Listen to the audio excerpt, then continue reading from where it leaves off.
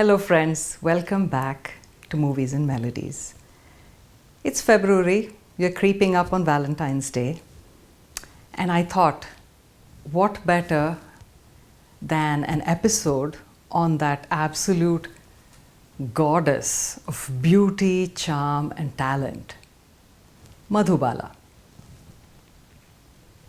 By coincidence, she was born on Valentine's Day in 1933 in Delhi to an Afghan Pathan family.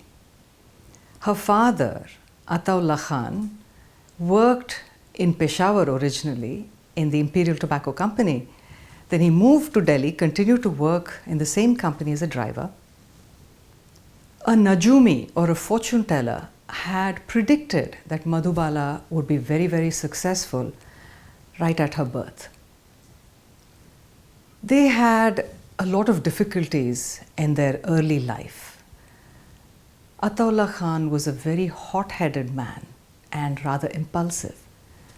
He ended up having a fight with his boss, lost his job.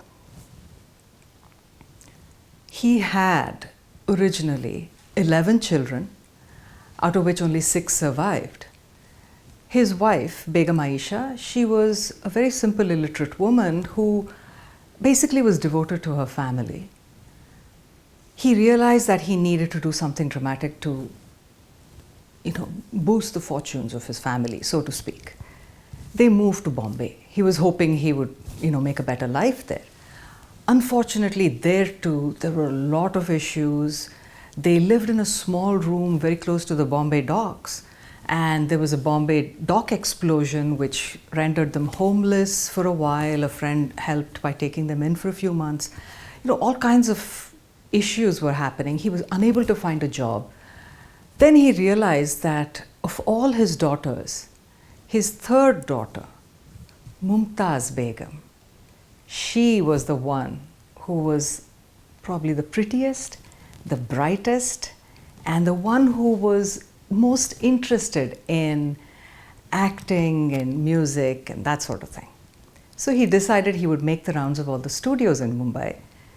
He went along. Very shortly thereafter, Amiya Chakravarti cast her in 1942 when she was only 9 years old in a movie called Basant. She played a very important role in that movie. She was the child of the main leads and she even sang 2 songs. If you get a chance, go on YouTube and watch them. You can see that potential even at that age. She had that incredibly sweet, mischievous way of, looking at you from under her lashes and having that really impish smile on her face. Just enchanting. Ataullah Khan, despite the fact that his daughter did so well in the movie, he somehow wanted to go back to Delhi. So they moved back actually in 1944. He was unsuccessful again in finding a job in Delhi. Meanwhile, Devika Rani of Bombay Talkies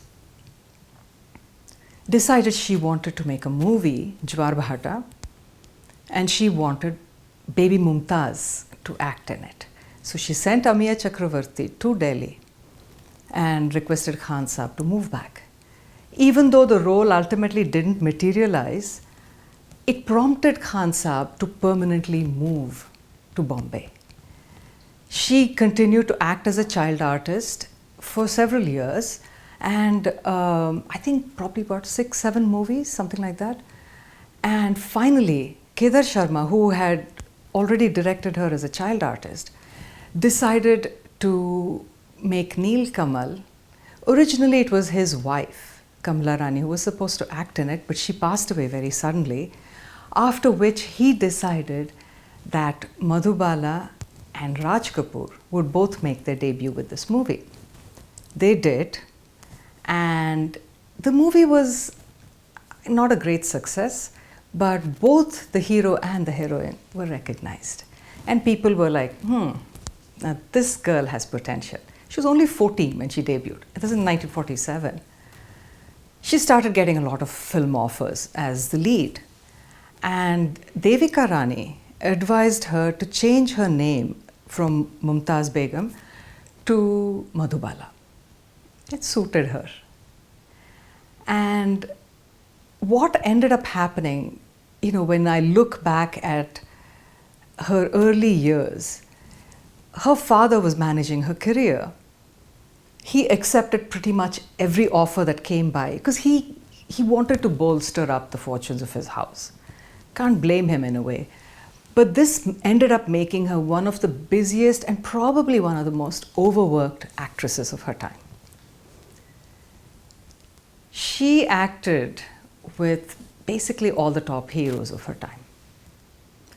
The song that I want to share with you first is from one of her earliest hits, a movie called Dulari, where she portrays a gypsy girl. It was box office hit, by the way, huge. But my opinion, one of her worst roles. That lovely Madhubala is just, they've not given her the opportunity to come out and be herself. She's supposed to be this sort of subdued, kind of fading away kind of girl. And you just feel really bad. And parallel to her is Geeta Bali as well in this movie. And you know how vivacious Geeta Bali is. So that contrast makes Madhubala seem even more dull in the movie. But the movie, like I said, was a hit. Naushad Saab's music with Shakil Saab's lyrics, songs were beautiful. So the first song I want to share is a duet based on her and the hero, Suresh. Raat Rangili Mast Nazare. It's Rafi Saab, Lata ji. Raat Rangili Mast Nazare.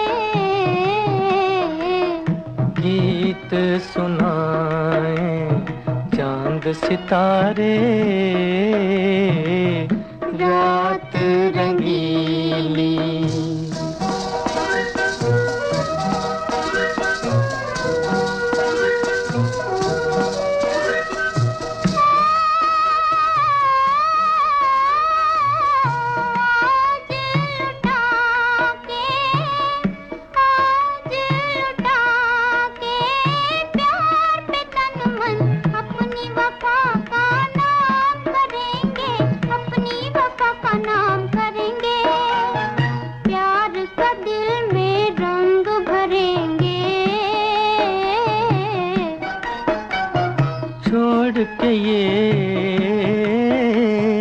दुख दर्द की दुनिया नया नगर आबाद करेंगे जीवन को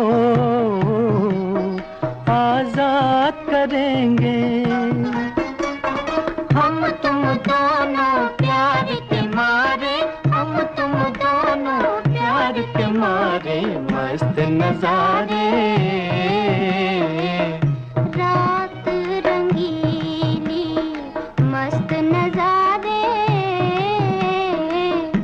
गीत सुनाए चांद सितारे रात रंगीली.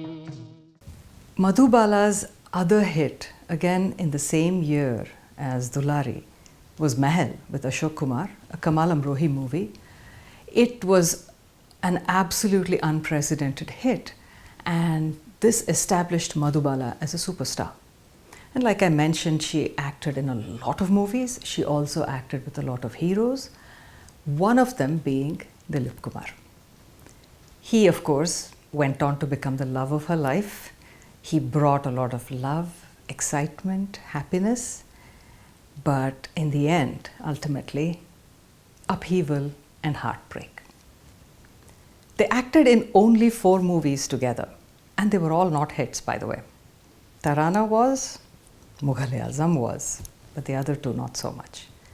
Amar, which actually was a really good movie. It was a very forward-thinking movie, very strong feminist kind of roles in the movie as well.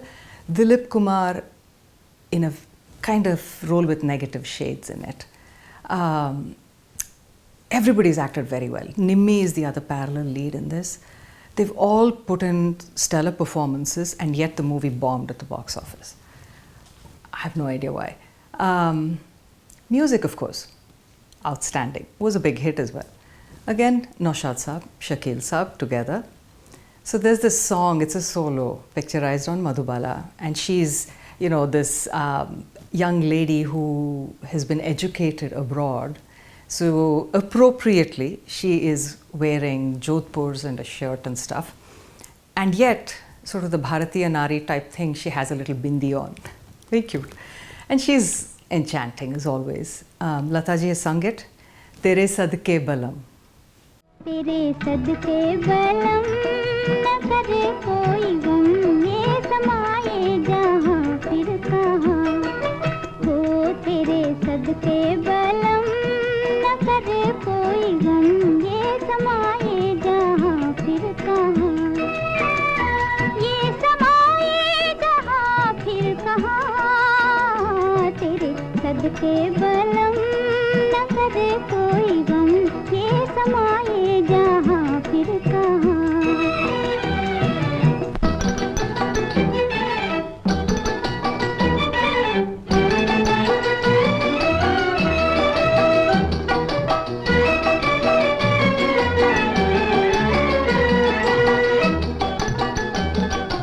दिन है सुहाने फिर कौन जाने आए न आए बहार तू हमको पी ले दम भर को जी ले दुनिया का क्या एतबार हो जी पिया दुनिया का क्या एतबार तेरे सदके बलम न करे कोई गम ये समाए जहाँ फिर कहाँ After her success in the early 50s, Madhubala started attracting the attention of Hollywood.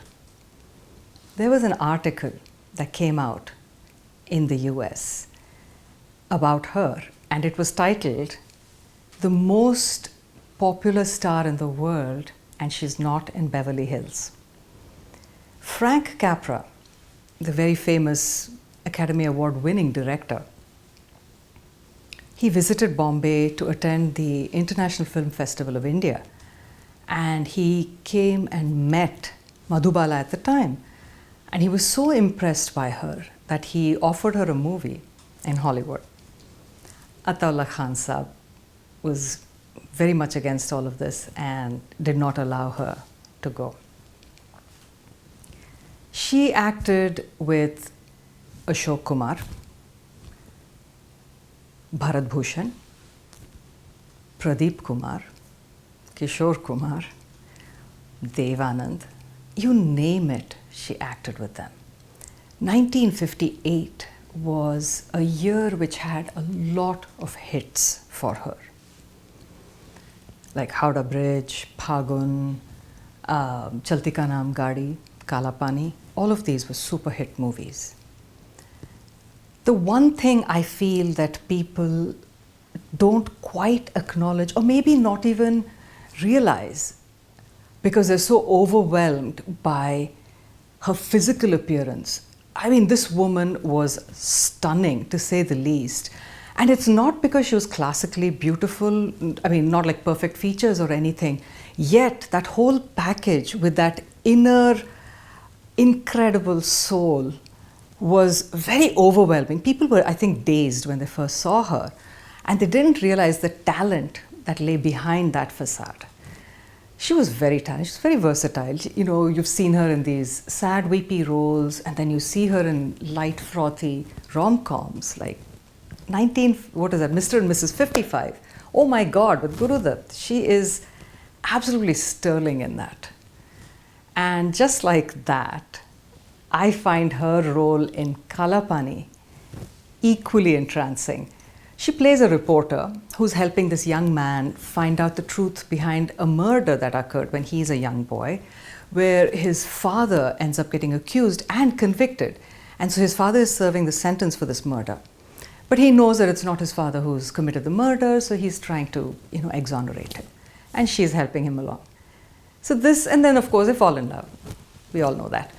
Nalini Jayawant has a kind of, sort of a negative role. She's brilliant in this, by the way, as the wife.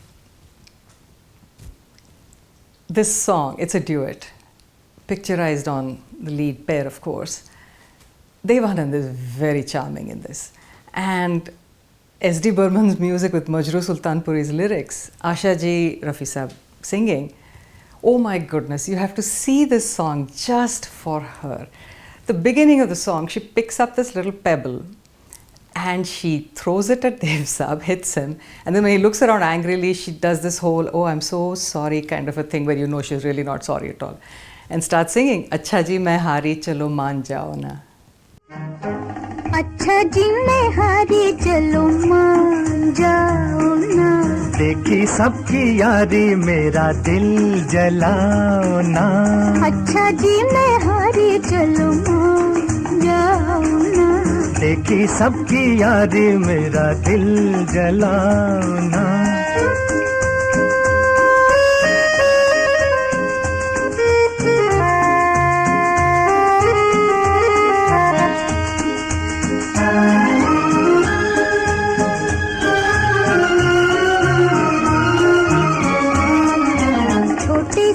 कसूर पे ऐसे वो खफा रूठे तो हुजूर थे मेरी क्या खता छोटे से कसूर पे ऐसे वो खफा रूठे तो हुजूर थे मेरी क्या खता देखो दिल न तोड़ो छोड़ो हाथ छोड़ो देखो दिल न तोड़ो और छोड़ो हाथ छोड़ो छोड़ दिया तो हाथ मलोगे समझे आज समझे अच्छा जी मैं हारी चलूं मान जाओ ना देखी सबकी यारी मेरा दिल जलाओ ना अच्छा जी मैं हारी चलूं मान जाओ ना देखी सबकी यारी मेरा दिल जलाओ ना.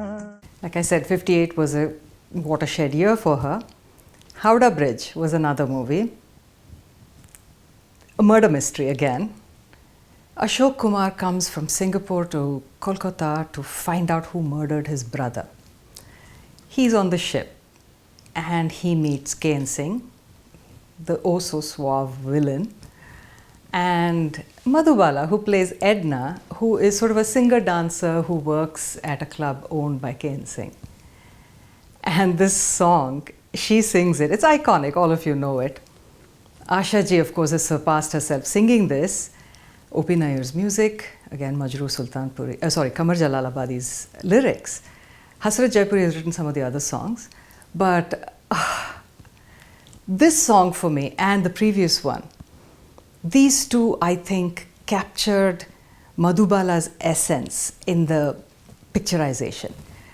You know, that very charming, very enchanting kind of presence, and yet there's mischief and there's so much innocence as well, you know.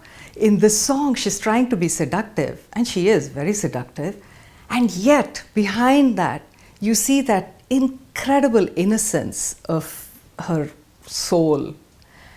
And she has this characteristic where she's completely unaware. I mean, she was aware that she was a beautiful woman, but I don't think she still quite gauged how stunningly beautiful she was. I know you guys will like this song. Aiye meherban, baithiye jaane ja.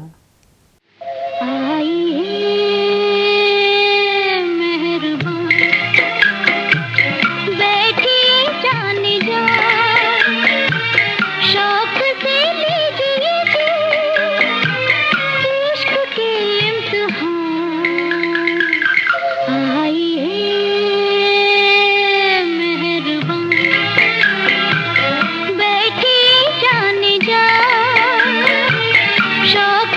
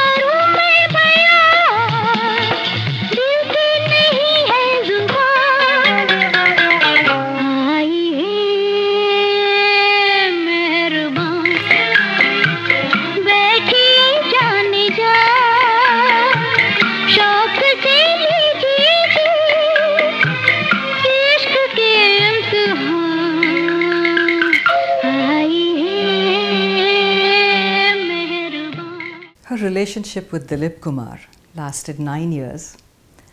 It was very unfortunate. She was caught between two very strong-willed men who both did not like each other at all. Ataullah Khan Saab, of course, was thinking about his family and how Madhubala essentially was the only breadwinner for the family, so he did not want to lose that. Dilip Kumar did not like the control her father exercised over her. Ataullah Khan Saab was very, very conservative and very strict. He did not allow her to have guests coming home. It was not a typical filmy khandan, where people are walking in and out all the time. She only had her family for company, a select few women who she interacted with mainly when she was at the studios. Her father, didn't allow her to go to parties. She did not go out anywhere. There's probably just one muhurat of a movie that she didn't even act in, that she went once with Dilip Saab. And that sort of publicized their relationship, or, formalized it, I guess. Dilip Saab's sister even came with the proposal to Ataullah Khan Saab, because they were both Pathans, and Ataullah Khan Saab refused the offer. Things just kept getting bad, and then finally the whole Naya Daur fiasco that ended up where B.R. Chopra sued Madhubala for backing out of the movie and so on, and Dilip Kumar ended up being a witness for B.R. Chopra, and that sort of was the last straw that broke the camel's back, so to speak. And they broke up finally. It was not that she had a shortage of suitors either. Starting from Prem Nath, Shami Kapoor, Pradeep Kumar, Bharat Bhushan, Kishore Kumar, everybody was smitten by her. When she acted with Kishore Kumar in 1958 with Chalti Ka Naam Gaadi, they became good friends. They were both nursing broken hearts. He was getting divorced from his first wife, Ruma Devi, and she was going through all this turmoil with Dilip Saab. So I guess they were sort of drawn to each other. 1960 was when she made the decision, according to her family rather recklessly, to marry Kishore Kumar. Ataullah Khan Saab by this time did not have it in him to oppose this. He had seen how ill she had become. She had a congenital heart problem, a ventricular septal defect, which is a hole in the heart. It's in between the two lower chambers of the heart. So, the clean blood and the unclean blood mix, resulting in poor oxygenation for the body. Her overworking all those years ended up making her very ill, and her shooting for Mughal-e-Azam was extremely rigorous, and that, I think, sort of tipped her over the edge. After they got married, Kishore Kumar took her to London to see if they could get her treated for her illness. Sadly, the doctors there told her basically, there's nothing they could do. Maybe she had a couple of years left in her type thing. But they came back from London and they tried to live together, make a life together. It didn't really work. I don't think they even stood a chance, for their relationship to flourish. He got really busy. That was when his career was taking off, especially as a singer. And once the industry realized how sick she was, the offers stopped coming. So she was not busy at all. She was extremely ill. And when you're ill, you're kind of bad-tempered, right? So I think they ended up having a lot of arguments and fights and ended up separating. They lived away from each other. She just kept falling more and more ill. Finally, about a week or so after her 36th birthday in 1969, on February 23rd, she passed away. She died alone and, in great distress, apparently. She was buried in the Juhu cemetery, and they had this beautiful marble tombstone for her with all the ayats from the Quran inscribed on it. In 2010, however, her grave was dug up and her remains were reinterred at an unknown location. But on a happier note, I will end this episode by playing a very happy, fun song. It's from Chalti Ka Naam Gaadi. Haal Kaisa Hai Janab Ka. Asha ji, Kishore Kumar singing it. S.D. Burman's music with Majroo Saab's lyrics. It's a really fun song. I will be back in 2 weeks. But in the meanwhile, a very happy Valentine's Day to all of you. And remember, music is food for the soul. Keep listening. हाल कैसा है जनाब का, क्या ख्याल है आपका, तुम तो मचल गए यूं ही फिसल गए आ हाल कैसा है जनाब का, क्या ख्याल है आपका, तुम तो मचल गए यूं ही फिसल गए आ उड़ड़े उड़ड़े उड़ड़े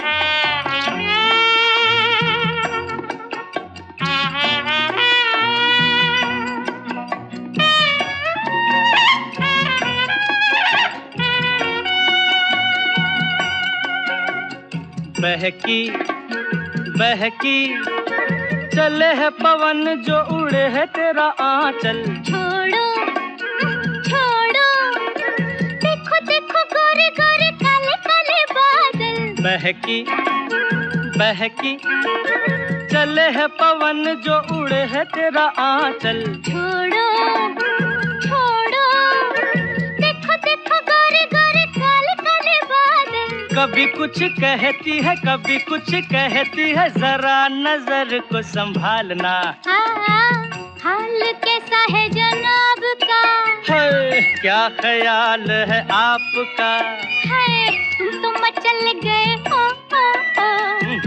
यूं ही फिसल गए आ